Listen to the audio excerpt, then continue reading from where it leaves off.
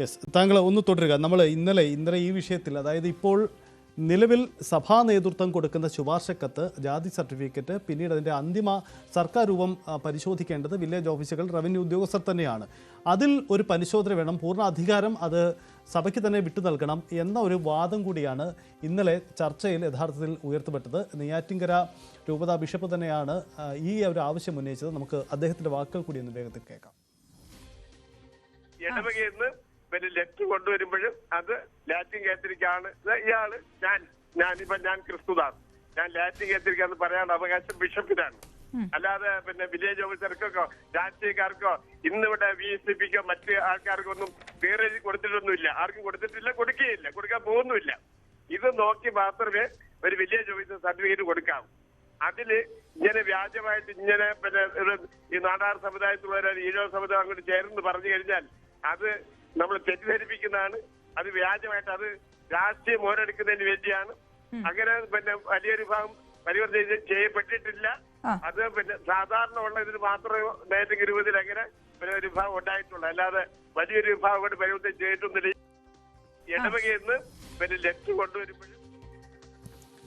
ഇതാണ് അദ്ദേഹത്തിൻ്റെ വാക്കുകൾ. അമലദാസൻ പെരേര, തിരുവനന്തപുരത്തെ കോസ്റ്റൽ വ്യൂ, അദ്ദേഹം കൂടി നമുക്കൊപ്പം ഉണ്ട്. അമലദാസ് പെരേര, ഈ പ്രതികരണം താങ്കൾ കേട്ട് കാണും. അതായത് നിലവിൽ വില്ലേജ് സംവിധാനം സർക്കാരിൻ്റെ ഇടപെടലോടുകൂടി നടക്കുന്ന ഈ സംവിധാനത്തിൽ അത് പൂർണ്ണ അധികാരം വേണമെന്ന വാദം പോലും ഉയരുന്നുണ്ട്. നിലവിലൊരു ശുപാർശക്കത്ത് എന്ന അധികാര സംവിധാനത്തെ ഇത്ര കണ്ട് മിസ്യൂസ് ചെയ്യപ്പെടുന്നുണ്ടെങ്കിൽ പൂർണ്ണ അധികാരം വേണമെന്ന വാദം യഥാർത്ഥത്തിൽ ഒരു വലിയ രീതിയിലുള്ള അട്ടിമറിക്ക് കൂടി ഇടവെക്കില്ലേ? ഇപ്പോ നമ്മുടെ നെയ്യാറ്റിൻകര ബിഷപ്പ് വിൻസൻ സാമുവൽ പറഞ്ഞ പ്രതികരണം ഞാൻ കേട്ടായിരുന്നു. അദ്ദേഹം ഈ ലോകത്താണോ, ഈ കേരളത്തിലാണോ ജീവിക്കുന്നത്, അത് ഇറ്റലിയിലാണോ ജീവിക്കുന്നതെന്ന് അറിയത്തില്ല. അദ്ദേഹം പിന്നെ ഇവിടുത്തെ നിയമത്തിന് അതീതനാണോ ഇദ്ദേഹം സർക്കാർ സംവിധാനത്തിന് മറികടക്കുവാൻ ഇദ്ദേഹം ആരാണ്? ഇദ്ദേഹം ഒരു ആത്മീയ നേതാവാണ്. ആത്മീയ കാര്യങ്ങൾ മാത്രമേ ഇതൊക്കെ ചെയ്യാവൂ. മറ്റുള്ള ഭൗതിക കാര്യങ്ങളിലൂടെ ഇദ്ദേഹത്തിന് ഇടപെടേണ്ട. ലാറ്റിൻ കാത്തലിക് അറിയേണ്ടത്, ലത്തീൻ കത്തോലിക്കർ ആരാണെന്ന് അറിയേണ്ടത് ബിഷപ്പല്ല കത്ത് കൊടുക്കേണ്ടത്. യഥാർത്ഥത്തിൽ റവന്യൂ ഡിപ്പാർട്ട്മെന്റ് തന്നെയാണ് അത് അന്വേഷിച്ച് അതിന്റെ കത്ത് കൊടുക്കേണ്ടത്. അല്ലാതെ ഒരു ബിഷപ്പ് അല്ല കത്ത് കൊടുക്കേണ്ടത്. അതിന്റെ സത്യാവസ്ഥ ആരാണ്? അത് ലാറ്റിൻ കാത്തലിക് മുക്കുവ എന്ന പദം മാറ്റിക്കഴിഞ്ഞപ്പോഴാണ് ഇത്ര വ്യാപകമായ രീതിയിലുള്ള ഈ കള്ളക്കളികളെല്ലാം നടക്കുന്നതും ഈ പാവപ്പെട്ട പരമ്പരാഗത മത്സ്യത്തൊഴിലാളികളുടെ മക്കളുടെ ആ സംവരണം മൊത്തം അടിച്ചു മാറ്റുന്നത് നെയ്യാറ്റിൻകര രൂപതക്കാരാണ്. ഇതിന്റെ ഏറ്റവും തലപ്പത്തിരിക്കുന്നത് ഇദ്ദേഹം തന്നെയാണ്. വിൻസൻ സാമുവൽ തന്നെയാണ് ഇത് കംപ്ലീറ്റ് കളിച്ചുകൊണ്ടിരിക്കുന്നത്. അദ്ദേഹത്തിന് ആളെ മാറ്റുന്ന, അദ്ദേഹത്തിന് സഭയിലെ ആൾക്കാരെ ചേർക്കണമെങ്കിൽ ബൈബിൾ അടിസ്ഥാനത്തിൽ പറഞ്ഞിട്ടുള്ളത് നമ്മുടെ നല്ല പ്രവൃത്തി കണ്ടിട്ട് മറ്റുള്ളവരും ക്രിസ്ത്യാനിയാകും. അവർ മാത്രമാണ് യഥാർത്ഥത്തിൽ അടിയുറച്ച വിശ്വാസികളായിട്ട് നിലനിൽക്കുകയുള്ളൂ. അല്ലാതെ ഈ സംവരണം കൊടുത്ത് പള്ളിയിലോട്ട് ആൾക്കാരെ ചേർക്കുന്നതല്ല. അവർക്ക് വിശ്വാസമില്ല. അവർ വരുന്ന സംവരണത്തിന് വേണ്ടിയും ഒരു ജോലി കിട്ടുമല്ലോ എന്നുള്ള ഒരു ഇതിലേക്ക് വേണ്ടി മാത്രമാണ് വരുന്നത്. അവർ വിശ്വാസികളല്ല. അവരെ ഒരിക്കലും നമ്മൾ വിശ്വാസികളായിട്ട് കണക്കൂട്ടാനും പാടില്ല. ഏതെങ്കിലും ഒരു സമ്മാനമോ അല്ലെങ്കിൽ ഇങ്ങനെയുള്ള എന്തെങ്കിലും കൊടുത്ത് ആനുകൂല്യങ്ങൾ കൊടുത്തല്ല സഭയിലോട്ട് ആളെ ചേർക്കുന്നത്. ഇതിലിപ്പോൾ നമുക്ക് ഇനി ആവശ്യം, ഇത് പൊതുജന ശ്രദ്ധയിലേക്ക് നമ്മൾ ഈ വിഷയം കൊണ്ടുവന്നു കഴിഞ്ഞു.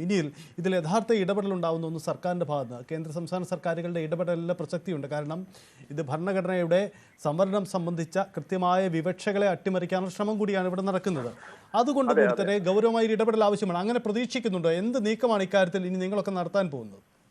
അല്ല സാറേ, ഞങ്ങൾ ഇതിനറ്റം ഞങ്ങൾ അവസാനം കോടതിയിൽ വരെ 100 തെളിവുകളുണ്ട്. 100 തെളിവുകളുണ്ട്. അതനുസരിച്ച് ഞങ്ങൾ, ഇന്ത്യക്ക് ഒരു നിയമം ഉണ്ടല്ലോ, നിയമത്തിന് അതീതനല്ലല്ലോ വിൻസൻ സാമുവല്. അദ്ദേഹവും ഈ നിയമത്തിന് കീഴിൽ തന്നെയാണ്. ഈ ഫ്രാങ്കോ മുളയ്ക്കലിനെ ഞങ്ങൾ പിന്നെ സ്ഥാപിക്കാമെങ്കിലേ ഇങ്ങനെയുള്ള കള്ളന്മാരെ ഞങ്ങൾക്ക് ജയിലിൽ കയറ്റാൻ ഞങ്ങൾക്ക് അധികാരമുണ്ട്. അത് ഇന്ത്യൻ നിയമം പീനൽ കോഡിന് അതീതനല്ല ഇവിടുത്തെ ഒരു ബിഷപ്പുമാരും. ഫ്രാങ്കോ മുളയ്ക്കലിനെ കണ്ടില്ലേ നമ്മളിപ്പം ഇതിനകത്താക്കിയത്, ജയിലിനകത്താക്കിയത്. അതുപോലെ കള്ളത്തനം ആര് കാണിക്കുന്നുവോ അവരെയൊക്കെ ഇതിനകത്ത് നിയമത്തിന് അതീതം അല്ല ആരും.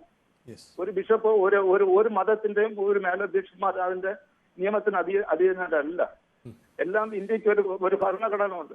ഭരണഘടനയ്ക്കും നിയമത്തിന് കീഴിൽ തന്നെയാണ് എല്ലാവരും. ശരി, വളരെ നന്ദി അമൃതദാസൻ, താങ്കളും തുടരുക. ഇപ്പോൾ പ്രദീപ് സി നെടുമണ്ണുണ്ട്. ഇന്നലെ പ്രദീപാണ് ഈ വാർത്ത പ്രേക്ഷകരിലേക്ക് എത്തിച്ചത്. പ്രദീപ്, ഇന്ന് തിരുവനന്തപുരം ലത്തീൻ അതിരൂപത വികാരി ജനറൽ അടക്കം ഈ വിഷയത്തിൽ പ്രതികരിച്ചിട്ടുണ്ട്. ഞങ്ങൾക്കിതിൽ ഉത്തരവാദിത്തമില്ല, അവർ കൈകഴുകുകയാണ്, മറിച്ച് സർക്കാർ വില്ലേജ് ഉദ്യോഗസ്ഥരാണ് ഇതിൽ പരിശോധിക്കേണ്ടത്, ഞങ്ങൾക്ക് ഉത്തരവാദിത്തമില്ല എന്ന് മാത്രമല്ല ഈ ക്രമക്കേടൊന്നും സംഭവിക്കുന്നില്ല എന്നും അവർ വാദിക്കുന്നുണ്ട്. പക്ഷേ സംഭവിച്ചെന്താണെന്ന് നമുക്കറിയാം.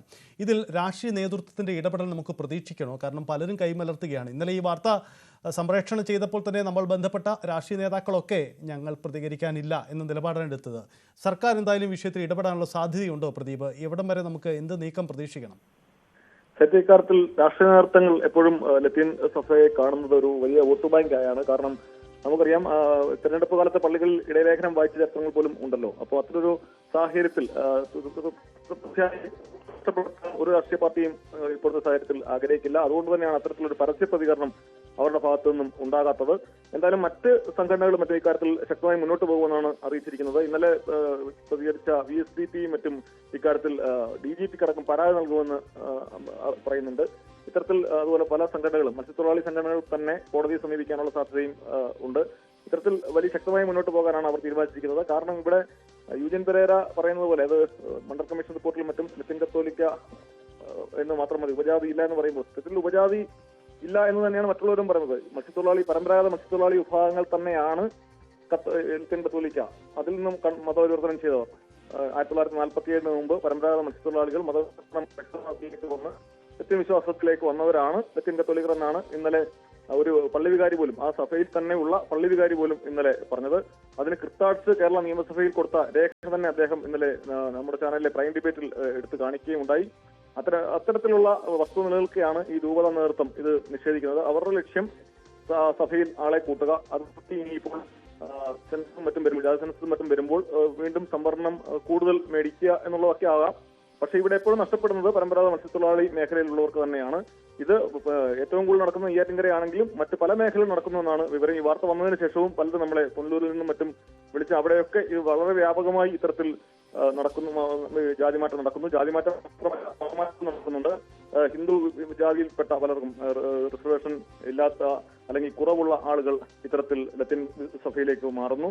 അതുപോലെ സംവരണാനുകൂല്യം കൂടുതലുള്ള വിഭാഗങ്ങൾ പോലും അവർക്ക് ക്രീമിലെ പരിധിയിൽ നിന്ന് രക്ഷപ്പെടാനായി ലത്തീൻ വിഭാഗത്തിലേക്ക് വരുന്നു. ഇതിനെല്ലാം പ്രോത്സാഹിപ്പിക്കുന്ന ഒരു സമീപനമാണ് നിർഭാഗ്യവശാൽ രൂപത നേതൃത്വം സ്വീകരിക്കുന്നത്. ഇത് സർക്കാർ ഇക്കാര്യത്തിൽ ശക്തമായ ഉത്തരവാദിത്വം.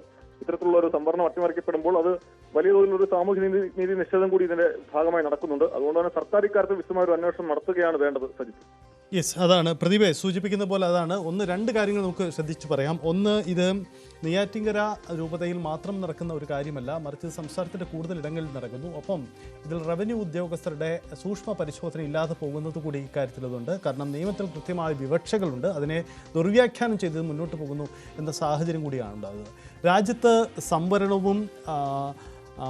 സംവരണ പരിഗണനകൾ കൊണ്ടുവന്നപ്പോൾ അതിന് കൃത്യമായ ചില കാരണങ്ങളുണ്ടായിരുന്നു. സമൂഹത്തിൽ അധസ്ഥിതരായിരിക്കുന്ന, അവഗണിക്കപ്പെടുന്ന, അത് ഭൂമിശാസ്ത്രപരമായോ ജാതീയപരമായോ അല്ലാതെയോ ഉള്ള കാരണങ്ങളാൽ മാറ്റി നിർത്തപ്പെടുന്നവർക്ക് ഒരു പ്രത്യേക പരിഗണന നൽകേണ്ടതുണ്ട് എന്ന തിരിച്ചറിവിലാണ് ഭരണഘടനാ നിർമ്മാണ വേളയിൽ തന്നെ ഇത്തരം ആലോചനകൾ ഉണ്ടാവുകയും പരിഗണനയും ഉണ്ടായത്.